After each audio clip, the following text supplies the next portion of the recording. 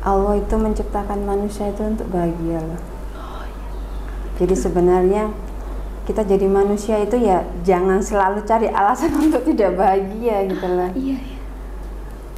Karena balik lagi ya, manusia itu kan ya tetap harus, jadi apapun keadaan kita nih Kinan, mau kayak umpamanya aku nih merasanya hitam, ya sudah happy aja dengan keadaan.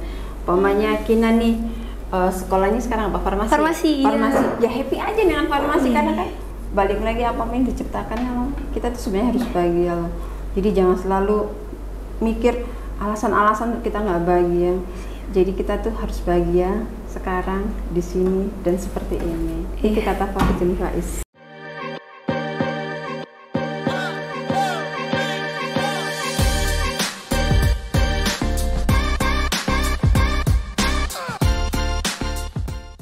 Hai Sobat Healthy, balik lagi sama aku Kinan di Stetospot. Oke sob, gimana kabarnya kalian di rumah? Kali ini kita kedatangan tamu yang gak kalah spesialnya dari tamu-tamu sebelumnya. Hari ini kita kedatangan Bu Erna. Boleh disapa dulu Bu, Sobat Healthy di rumahnya. Halo pagi Sobat Healthy semua. Oke Sobat Healthy, jadi kali ini kita kedatangan tamu yang spesial banget hari ini. Ini adalah Ibu Erna sebagai guru di sekolah kita, yaitu guru produk kreatif ya Bu? Ya. Guru produk kreatif di kelas 12 farmasi. Ibu boleh kenalan dulu nggak nih sama Sobat Healthy di rumah biar mereka juga mungkin lebih kenal sama Ibu gitu. Nama saya Erna, sering dipanggil dengan Bu Erna saja sih sebenarnya.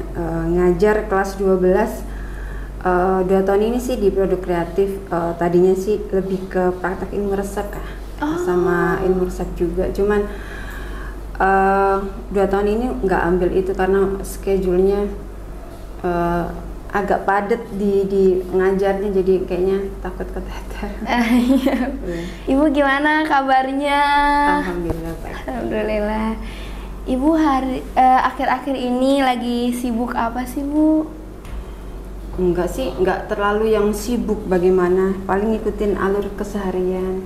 Ya kerja, ya ngajar, urus anak-anak. Ya gitu aja. Enggak yang ada gitu. Ibu kan di sini tuh ngajar jadi guru juga ya Bu? Ya. Boleh nggak sih diceritain kenapa sih kenapa Ibu mau jadi guru gitu Bu?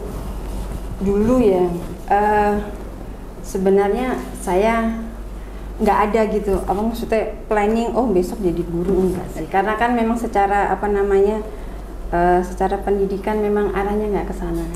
Arahnya nggak ke sana. Karena kan dari S1 farmasi, terus apoteker, terus pernah saya di S2 kosmetika, apa bahan alam, kan nggak ada urusan ke guru. Iya. Tapi dulu saya pernah di sekitar berapa ya, 18 tahun yang lalu, saya ada di titik terbawah lah dalam hidup. Paling nggak enak. Terus ketemu guru agama, beliau bilang, punya apa nih yang untuk disedekahin? Saya bilang saya nggak punya Allah. Punya ilmu nggak? Insya Allah kalau ilmu. Akhirnya saya mencari tempat sekolah untuk saya ngajar. Terus perhitungan saya kan waktu itu saya masih kerja, jadi perhitungan saya bagaimana yang nggak terlalu jauh dari rumah. Lalu ketemu nih Deka. Di sini. Iya, ketemu di sini. Waktu pertama ngajar di ilmu resep. Kelas 10 Enggak, kelas 12. Kelas 12. Waktu itu angkatan pertama saya, kelas 12 angkatan pertama. Jadi tahun ketiga kalau nggak salah ya. Saya pertama ngajar gitu. Udah lama juga ya Bu ya? Lumayan lama ya, dari 2010 kayaknya. 2010-2011an ya Bu ya? Iya, sekitar. Ibu ngomong tadi kan Ibu S1 farmasi ya Bu, abis itu apoteker, abis itu kayak S2 kosmetik ya Bu. Itu Ibu karena Ibu udah ngambil pendidikan itu, ada nggak sih Bu kayak dikembangin kemana lagi gitu Bu dalam pendidikan Ibu yang Ibu pernah dapat gitu Bu? Enggak sih Mbak, semuanya ngalir aja. Kalau di mindset zaman dulu tuh, kalau kuliah itu kan pasti ujungnya mesti kerja gitu nggak sih? Iya sih ya. Padahal sebenarnya kalau kita mengenyam pendidikan, tujuannya kan sebenarnya untuk cari ilmu. Iya sih, benar. Tapi kan ada mindset lain bahwa kalau sekolah ya cari kerja kan gitu. Jadi ngalir aja sih, maksudnya nggak yang harus jadi apa, bagaimana enggak, ngalir aja. Jadi waktu itu kebutuhannya cari kerja, dapatnya apa ya. Tapi memang kan urusannya harus sejalur dengan apa yang kita dapatkan pendidikan gitu. Ibu, selain Ibu ngajar di sekolah juga Bu, Ibu itu ada kegiatan apa lagi Bu selain di akhir-akhir ini gitu ya Bu? Selain ngajar di sini gitu. Gini, saya itu sebenarnya terikat pekerjaan untuk PJT ya, penanggung jawab teknis di suatu pabrik kosmetik. Terus saya juga membawai beberapa apotik, sama kita punya kayak kafe sama warung. Passion saya sebenarnya saya suka masak, tapi saya males Mbak. Pasti males sih ada aja gitu ya. Tapi saya dari SMP itu kalau ada ada kurikulum namanya dulu itu keterampilan atau kalau seni budaya bukan kayak ekstrakurikuler kali ya. Iya, ada sekarang. Saya selalu ngambil memasak. Oh, ada dulu Bu? Ada, dari SD tuh. Jadi dulu kalau SD itu kalau acara memasak kita itu ada kelompok 5 orang gitu ya. Satu bawa kompor, satu bawa apa. Ya masakannya sih sebenarnya simpel-simpel, tapi dari kecil memang suka masak. Ibu saya buka catering, jadi memang ada suka masak. Ngalir gitu ya Bu berarti ya. Tapi jarang masak. Jadi akhirnya buka warung, buka itu tuh sebenarnya SOP-nya bikin nasi goreng, emang seneng gitu. Jadi ada beberapa yang itu emang jadi passion saya sebenarnya. Untuk kayak kafe sama warung gitu. Ya, tapi kalau PJT lebih ke karena pendidikan. Gitu. Oke. Kalau ini Kinan mau nanya tentang yang warung sama kafenya gitu ya Bu. Itu Ibu buka sekitaran sini atau gimana Bu? Gini Mbak, dulu nih ya zaman masih muda, kerja itu kan di daerah Sudirman, rumah di daerah Cilandak. Jadi kalau kita naik zaman dulu tuh Kopaja gitu ya. Bis. Nggak pernah, kayak bis tapi jelek Mbak. Jadi kalau naik bis itu kita nggak pernah dapat duduk, selalu berdiri dekat pintu, jadi agak dipeluk sedikit sama keneknya. Jadi akhirnya ketika dulu pernah lah ya planning kalau besok punya perusahaan, punya usaha itu nggak mau jauh dari rumah. Jadi kita punya mindset kalau pengen usaha jangan lebih dari 10 km lah dari rumah. Jadi semuanya deket rumah sih Mbak. Nggak terlalu jauh. Simpel jadinya ya Bu. Iya, terawasi juga kali. Oh iya sih Bu. Ya. Ngomong-ngomong PJT ya Bu tadi? Penanggung jawab teknis. Itu Ibu di perusahaannya di beberapa perusahaan atau gimana itu? Enggak sih, satu perusahaan. Satu perusahaan aja. Kalau boleh tahu Bu ya, perusahaannya itu kan tadi di bidang kosmetik. Berarti itu kayak ngeproduksi kosmetik atau bikin satu produk gitu Bu? Iya, kalau kosmetik di kita itu manufacturing, jadi membuat. Manufacturing membuat. Berarti kosmetik. kayak nerima dari brand mana gitu ya Bu? Iya, kita termasuk manufacturing yang tool. Jadi bahasanya itu ngebuka untuk maklon tool manufacturing, jadi alat untuk private brand customer. Jadi kayak Kinan tuh ya, pengen tuh bikin Kinan beauty Kinan gitu. Itu bisa hubungin Ibu untuk bikin. Begitu. Ya. Promo Kinan. boleh Bu. Wah, banyak juga ya Bu kegiatan Ibu, dari suka seneng masak jadi bikin kafe sama warung-warung, abis itu PJT juga di satu perusahaan. Sebagai ibu kan pasti ibu rumah tangga ya Bu? Ya. Iya. Itu ada nggak sih gimana cara manage waktunya sebagai kayak ibu rumah tangga, habis itu ngajar juga, habis itu punya warung gitu-gitu juga, gimana ya Bu? Enggak sih Mbak, ngalir aja. Jadi Kebetulan anak saya banyak 4, tapi yang ada yang masih Masya kecil Allah. sih ya. Ya kalau masih kecil itu ya berbagi sih, memang tetap ada pembantu tapi berbagi, jadi under control tetap saya. Jadi kalau mandiin, nyuapin tetap saya lah, supaya pembawanya anak sudah makan. Tapi kalau bagi-bagi waktu ngalir aja juga sih Mbak, karena saya mikir gini, satu hari itu kan 24 jam.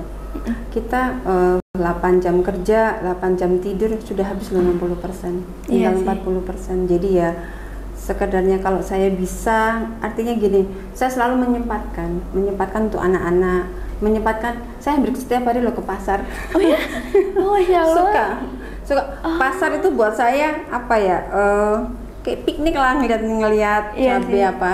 Seru juga sih Bu kadang. Iya seru. Jadi ya walaupun yang masak tetap Bibi, tapi saya hari ini masak ini, tapi secara SOP, maksudnya SOP itu formulasi masaknya tetap saya sih, tetap under kontrol gitu. Tapi saya jarang masak Mbak. Tapi senang ke pasarnya ya Bu? Hampir tiap hari saya ke pasar. Oh, Hampir tiap senang hari. belanja, Jadi Bu. saya senang belanja. Kita perempuan berarti senang belanja ya Bu? Iya, lihat-lihat apa sih sesuatu yang pas. Iya. Ibu sejauh ini Bu, apa sih motivasi terbesar Ibu buat kayak ngejalanin hari gitu? Apa ya Mbak ya? Paling saya sih pengennya tuh hari ini tuh selalu harus lebih baik daripada kemarin, dan besok harus lebih baik daripada hari ini. Oke. Iya, selalu gitu sih pengennya. Aku mau nanya-nanya, tapi soal kayak yang warung gitu-gitu, itu kan kayak Ibu tuh buka ngerintis usaha dari nol atau kayak franchise atau gimana gitu Bu? Kayak Gini Mbak, warung itu kan sebenarnya awalnya memang apa ya, kayak idealis saya sebagai pengen masakan. Otomatis kalau franchise saya nggak merasa itu iya, saya iya. dong gitu. Jadi otomatis nggak franchise dari berarti nol. pure banget Iya, ya, jadi Bu? nge-branding lah bahasanya gitu. Oke. Ibu boleh nggak bagi tips and triknya gitu Bu buat biar usaha pemula gitu, tips and trik buat usaha-usaha gitu Bu. Ada nggak Bu? Jadi gini ya, kalau usaha pemula itu ibaratnya kita nanam. Kalau nanam itu nggak mungkin sekarang nanam besok Iya sih. berbuah. Iya, Nah, iya. Jadi kalau mau jadi usaha apapun lah ya, jangan pernah berpikir bahwa hari ini jualan besok untung gitu. Jadi mesti kuat dalam arti gini ya, kalau modal sih nomor sekian lah, tapi yang kuat adalah secara mental. Karena kalau jualan kan pasti ada sepinya. Iya, benar Saatnya banget. sepi, jangan stres. Iya. Saatnya rame, nggak usah kegeeran, ya biasa aja. Karena pasti pasti kita ngalamin ini tuh sih. Iya, Ada sih, benar, sepi, ada rame banget. Kalau rame banget kan kadang-kadang kan ada ini karyawan, ya Allah Bu, hari ini rame banget, capek banget. Alhamdulillah dong. Mending kita capek karena rame daripada Benar-benar. kalau capek sepi mainan HP, stres loh Mbak.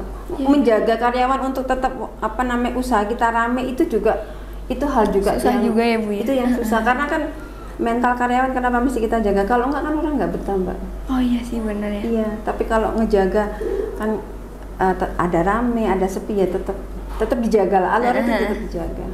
Mungkin itu ya tingkat kesulitan untuk jadi Wirausaha gitu. usaha itu mentalnya mesti Harus strong banget ya Bu. iya mesti kuat. Kalau enggak seminggu ini kok sepi baru buka, minggu kedua bisa tutup. Bener-bener banget. Iya, kalau kita mentalnya kan sepi sih, aduh gimana nih gitu. Iya. Kebetulan Kinan juga kan jualan Bu. Jadi ngerasain itu banget. Jadi kalau sepi malah bener jadi kayak pengen udah gak mau jualan lagi, nanti dulu aja. Tapi malah keterusan ngejualan gitu. Itu Bu. Kalau misalnya itu kan tips ada saran-saran atau tips-tips sih Bu buat kayak seumuran Kinan yang lagi mau mulai usaha atau misalnya lagi jualan-jualan, misalnya kayak yang manik-manik gitu Bu, tips-tipsnya. Ini ya, anak sekarang ini sebenarnya kan kemudahannya itu banyak banget Mbak. Bener-bener. Kalau saya dulu ya, zaman saya untuk telepon aja kita mesti ke wartel. Oh iya. Maksudnya effortnya itu besar. Kalau sekarang kan banyak kemudahan. Ya mesti jeli melihat kemudahan-kemudahan ini untuk dimanfaatkan. Jadi kalau mau jualan apapun gitu loh, tapi manfaatkan kayak HP kan bisa Oh dimanfaatkan. iya. Sekarang kan ada apa ya, Shopee, ada TikTok ya, Iya, ada TikTok baru online gitu kan bisa digunakan daripada ngecat yang nggak benar, Iya sih, benar-benar. link-link yang nggak benar, mending jualan apapun gitu loh, apapun dalam arti gini, oh bisanya bikin manik-manik ya ayo, atau apa, atau dan sebagainya kan banyak hal yang bisa dilakukan dengan kemudahan sekarang itu, gitu sih. Kalau misalnya itu kan tadi udah tipsnya ya Bu ya buat generasi Kinan. Karakter-karakter apa sih Bu yang wajib dimilikin gen aku biar kayak sukses berwirausaha kayak Ibu gini? Ya mentalnya jangan tempe lah. Mental doang ya Bu ya. Jangan tempe karena balik lagi. Pokoknya kalau kita usaha, berpikir aja. Kalau usaha itu kayak nanem, itu tadi saya bilang. Itu mesti diingat karena suatu saat usaha kalau walaupun lama kok kayaknya nggak ada, kok gini-gini aja, mesti kuat. Someday pasti berbuah. Iya Bu ya. Pasti gitu. Konsisten ya Bu berarti. Konsisten. Ya kuat itu tadi. Mesti kuat karena kalau enggak cepat Mbak patah. Iya sih. Sama ini Kinan, satu lagi kalau jadi pengusaha itu kalian mesti buka usaha yang emang kalian punya kompetensi di situ. Oh, itu gimana tuh? Masalahnya gini, kayak umpamanya aku buka warung karena aku merasa bisa masak. Jadi suatu saat kalau ada karyawan yang keluar atau tergantikan atau dan sebagainya, kita tahu, paham, jangan sampai kita nggak tahu tentang masakan. Iya. Umpamanya Kinar nih seneng apa ya? Pokoknya sesuatu yang Kinar seneng yang mendasari Kinar bikin usaha. Jangan yang nggak tahu. Suka makan sih, lebih kayak ke croissant gitu yang makanan roti-roti. Iya. Nah, berarti kan ya intinya yang sesuatu yang kita punya kompetensi di situ. Jangan umpamanya seneng fashion nih, jualan baju boleh karena tahu kan di sini. Tapi kalau kita nggak suka, nggak tahu buka itu, jadi ketika itu ada ujiannya gitu, iya sih. Udah stres duluan kali. Jadi malah mikir kita kan basicnya bukan di sini ya, gitu bener, ya Bu. Benar. Iya. Ayo Bu, buat sekarang ada nggak sih Bu harapan Ibu yang kayak belum tercapai, kayak misalnya dulu tuh Ibu punya cita-cita apa gitu waktu SMP atau SD? Saya dulu tuh kan pengen jadi guru TK. Oh. Iya. Itu sih pengennya buka sekolah TK kali ya. Hanya itu yang saya belum dapat gitu, maksudnya pengen sih. Tapi kayaknya seru Bu kalau buka sekolah TK, kan lucu-lucu gitu ya. Dulu pernah nih ada temen punya sekolah TK. Nah, lu kan katanya pengen tuh ngajar TK, lu ke tempat gua dong. Gitu. Oh iya, dia ngajar apa namanya? Yang ngajar cuman huruf 1 sampai 10 gitu kan. Terus kalau keluar tuh kan dia salaman sama kita yang ingusan gitu. Seru banget. Saya mikir gini, kalau kita jadi guru yang pengetahuan yang jadi fondasi itu kan, oh gila ya, kepalanya gede banget kan. Kalau kita ngajarin anak-anak kecil yang dari awal, karena anak kecil itu kertas putih. Kalau umpamanya nih, ini warna kuning ya, ini benernya kan kuning. Yeah. Coba kalau kita lihat anak kecil baru 3 tahun, kita bilang ini biru gitu. Ini apa biru? Biru loh dia sampai seterusnya. Gitu nggak sih? Iya, karena di doktrinnya gitu ya Bu dari awal. Betul. Karena kita dari awal tahu itu kuning. Coba kita dari awal tuh tahu. Makanya kenapa kayak bahasa, kenapa orang di Indonesia ya bahasa Indonesia, Jepang bahasa Jepang. Karena coba orang Indonesia taruh Jepang masih kecil, ya jadi bahasa Jepang gitu nggak sih? Iya, karena lingkungannya juga membentuk mereka betul. Buat bahasa. Makanya jadi guru TK pengen banget sih. Soon mungkin Bu Ibu bakal tercapai bikin sekolah TK ya Bu. Amin. Ibu, kalau buat biar tetap semangat, ada nggak sih Bu quotes atau kata-kata gitu buat generasi atau buat Ibu tersendiri gitu, biar lebih semangat ke depannya? Apa ya? Saya pernah ya baca di buku filsafatnya Fahruddin Faiz ya, nggak salah insinyur Fahruddin Faiz, profesor ya. Beliau itu sering bilang tuh, Allah itu menciptakan manusia itu untuk bahagia loh. Jadi sebenarnya kita jadi manusia itu ya jangan selalu cari alasan untuk tidak bahagia gitu lah. Iya. karena balik lagi ya manusia itu kan ya tetap harus, jadi apapun keadaan kita nih Kinan, mau kayak umpamanya aku nih merasanya hitam, ya sudah happy aja dengan keadaan. Umpamanya Kinan nih sekolahnya sekarang apa, farmasi, iya. Ya happy aja dengan farmasi karena kan balik lagi apapun yang diciptakan kita tuh sebenarnya harus bahagia loh. Jadi jangan selalu mikir alasan-alasan kita nggak bahagia. Jadi kita tuh harus bahagia sekarang di sini dan seperti ini. Itu kata Faridin Faiz. Itu kata-kata hari ini ya, Bu. Gitu. Jadi kalau Kinan kadang-kadang nggak bahagia, bete gitu, tadi bilang Allah itu menciptakan kita untuk bahagia. Mesti bahagia hari ini, sekarang dan di sini, dan seterusnya. seperti ini. Dan seperti ini. Seperti ini. Jadi seperti ini harus bahagia. Jadi emang apa ya, kalau misalnya ada nggak sih Bu, misalnya kan kalau seumuran aku tuh kadang lagi namanya tuh bete-bete itu kayak bener-bener lagi sering banget ya Bu, mudian gitu Bu. Itu tuh ada nggak sih Bu cara biar ngerasa kita tetap harus happy? Kadang happy itu tuh kayak kadang susah gitu Bu.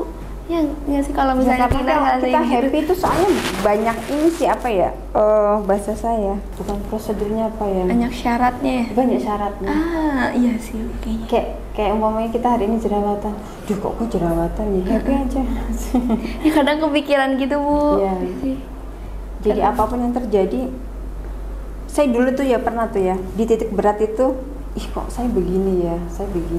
Terus ada guru yang bilang, sebenarnya nih ya yang terjadi di kita itu selalu niat baik Allah untuk kita, selalu hal yang terbaik yang terjadi ya itu. Tadi Farudin juga kan bilang mesti bahagia. Oke, Ibu, dari yang Kinan bisa tangkap itu Ibu tuh seneng banget sama ngajar ya Bu, seneng banget jadi guru gitu. Boleh nggak sih Bu diceritain apa sih Bu dasar awal Ibu jadi seneng ngajar gitu?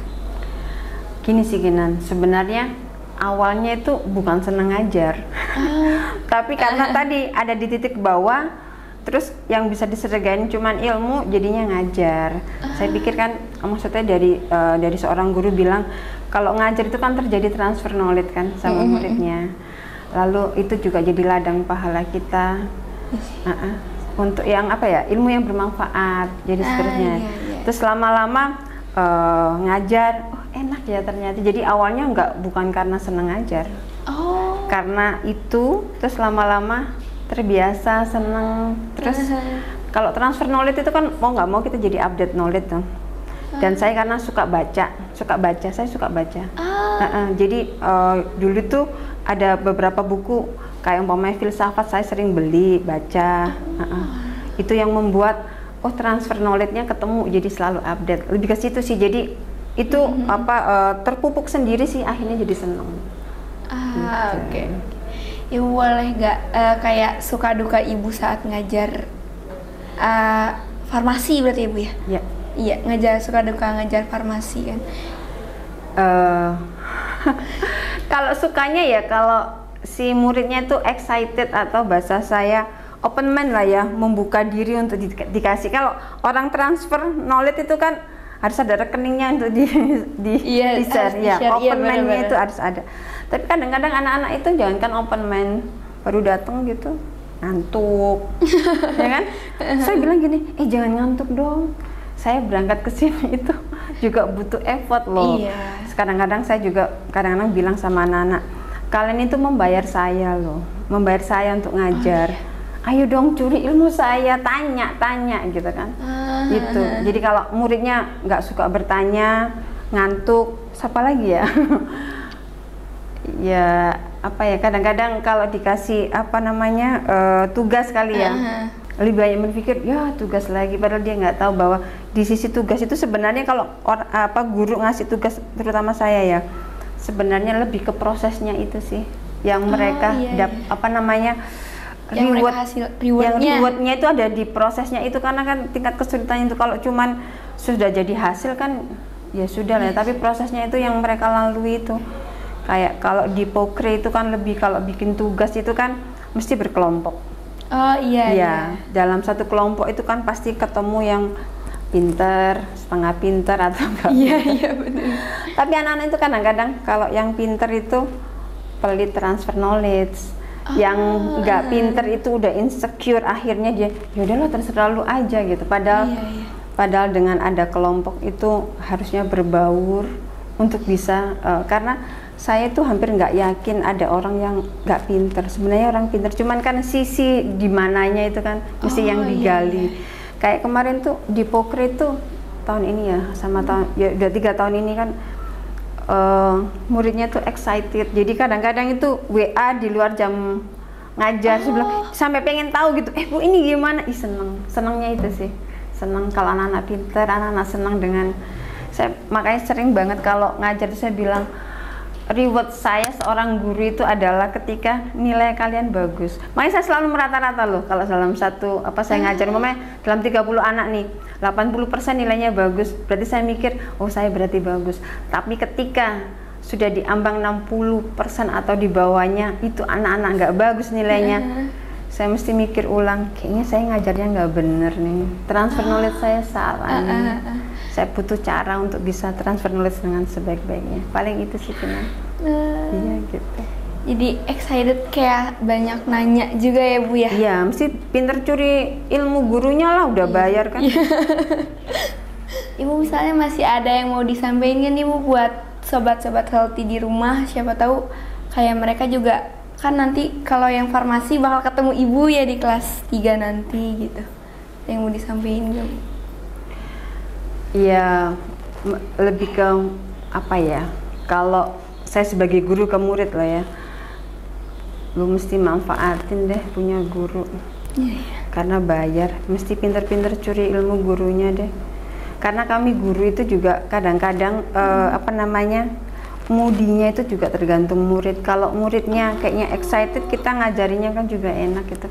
Jadi sebenarnya butuh komunikasi 2 arah lah. Oh iya sih. Iya, kalau kayak biar dapat feedback gitu ya. Iya, jadi kadang-kadang kita kan juga jadi guru kan juga nggak sempurna. Butuh update ilmu, butuh apa itu dari mana? Dari murid yang pertanyaannya. Lebih ke situ sih. Kinan tuh kalau di namanya jam produktif itu kayak jurusan kadang tuh kayak takut nanya Bu, cuman pengen banget nanya gitu Bu. Itu kira-kira ada itu nggak sih kayak caranya gitu Bu? Kadang kayak jadi takut nanya tapi pengen nanya gitu. Balik lagi tadi, jadi murid itu kan bayar, nanya aja kan gratis nanya. Iya ya. Iya, jadi kalau kita sudah takut nanya, ya kita nggak pernah tahu apa jawabannya kan gitu. Iya sih. Bener. Soalnya sekarang, apalagi zaman sekarang ya, jendela ilmu itu di sekolah itu, kalau menurut saya ya, di sekolah itu cuma 20% loh. 80% itu jendela ilmu banyak loh Mbak. Yang Mbak Google, apa aja lah ya, dari IG, dari apa, hampir kita kalau mencari apapun itu sebenarnya banyak banget.